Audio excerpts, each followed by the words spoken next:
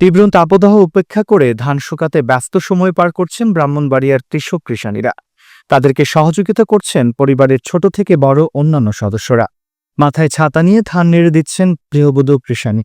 কৃষকরা জমি থেকে ধান এনে খোলায় স্তূপ করে রাখছেন। এর সাথে আধুনিক পদ্ধতিতে ধান মাড়াই যেমন লক্ষ্য করা যাচ্ছে, এ যেন এক নয়নভিরাম দৃশ্য। কৃষকদের ঘরেই সোনালী ফসল ধান ওঠানোর কর্মযোগ্য।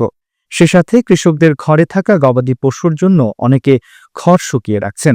এসব কাজ করতে ধান শুকানোর খলায় খলায় কৃষক পরিবারগুলোর অক্লান্ত পরিশ্রম করা দৃশ্য চোখে পড়ছে। সরেজমিনে দিনাজপুর হুরুয়া, কাছালিয়া, সাতমোড়া, সালাই, চৌরিয়া, কাজেল্লা সহ বেশ কিছু এলাকায় ঘুরে দেখা যায় খলায় খলায় ধান শুকানোর উঠান। কৃষকরা শ্রমিক সহ নিজেরা জমি থেকে কেটে আনছেন ধান, দিচ্ছেন স্তূপ। আবার অন্যদিকে চলছে সিদ্ধের কাজ। তারপর খোলায় ছড়ানো হচ্ছে সে ধান।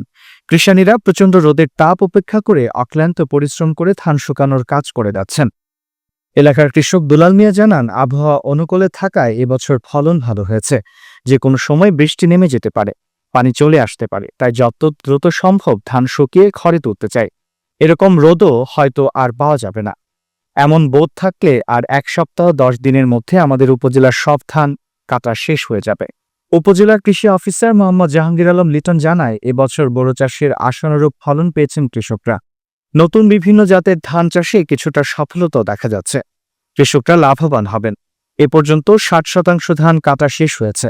আর অল্প কয়েকদিন এইরকম আবহাওয়া থাকলে কৃষক ভালোভাবে ধান তুলতে পারবেন। উপজেলার চলতি বুরু মৌসুমে 18,100 হেক্টর জমিতে বুরু আবাদ হয়েছে। তার মধ্যে আমাদের হাওর এবং বিল নিচু এলাকাতে 8,500 হেক্টর বুরু আবাদ হয়েছে। আজকে পর্যন্ত আমাদের হাওরের বুরু কর্তন প্রায় 60% কমপ্লিট হয়েছে। আর নন হাওর, যেগুলো অপেক্ষাকৃত উঁচু জমি, সেখানে প্রায় 15 থেকে 20% গড়ে কর্তন হয়েছে। তো আশা করি আমরা হাওরের ধান কর্তন এই মাসের 30 তারিখের মধ্যে শেষ হয়ে যাবে। আর নন হাওরের যে উঁচু জমি যেগুলো আছে সেগুলো করতে হয়তো মে মাসের মাঝামাঝি পর্যন্ত লাগবে।